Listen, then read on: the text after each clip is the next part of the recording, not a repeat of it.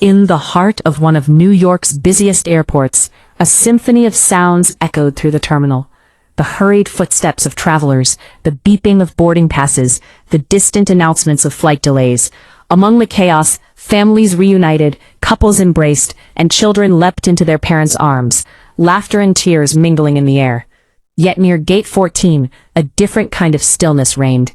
Each Friday evening, at exactly 6 p.m., a young woman named Emily occupied the same bench, surrounded by a small bouquet of white lilies, their delicate fragrance weaving through the bustling environment. Emily, barely 24, wore a beige coat that seemed to blend into the muted tones of the airport. Her hopeful expression shone like a beacon amid the crowd, a stark contrast to the bustle that surrounded her. At first, onlookers assumed she was waiting for a lover returning home, her heart full of anticipation. However, as weeks turned into months and months into years, the reality of her vigil became apparent. No one ever arrived for Emily.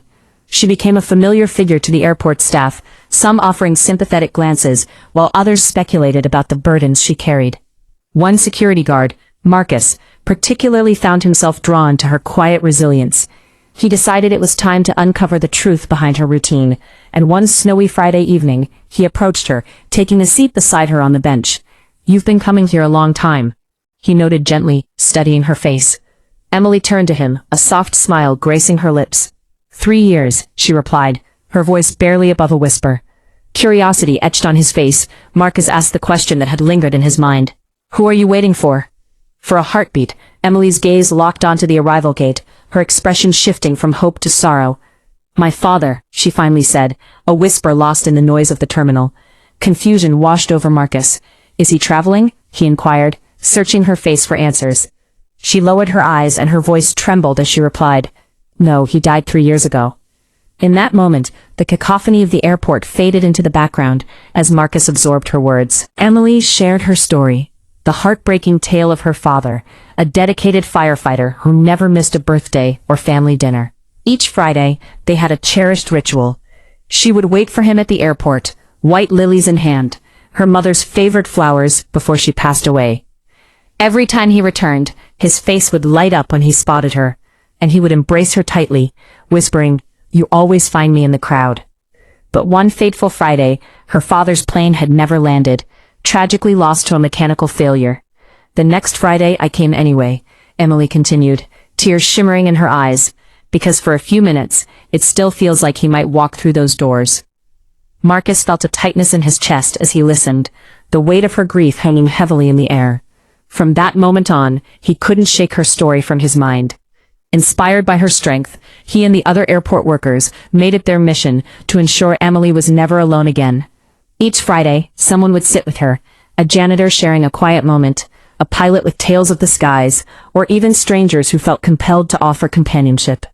As the seasons changed and the holidays approached, one Friday, Emily arrived at Gate 14 to find an unexpected gathering. Dozens of airport employees stood before her, each holding a white lily.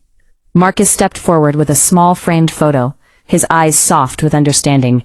When he handed it to her, she recognized it as a captured moment from years past, her final embrace with her father, frozen in time. Overwhelmed, tears streamed down her cheeks as the reality of their support washed over her. "You kept waiting for him, so we didn't want you waiting alone anymore," Marcus said, his voice choked with emotion. The crowd joined in her tears, strangers moved by the depth of her love and loss. At that moment, something shifted within Emily.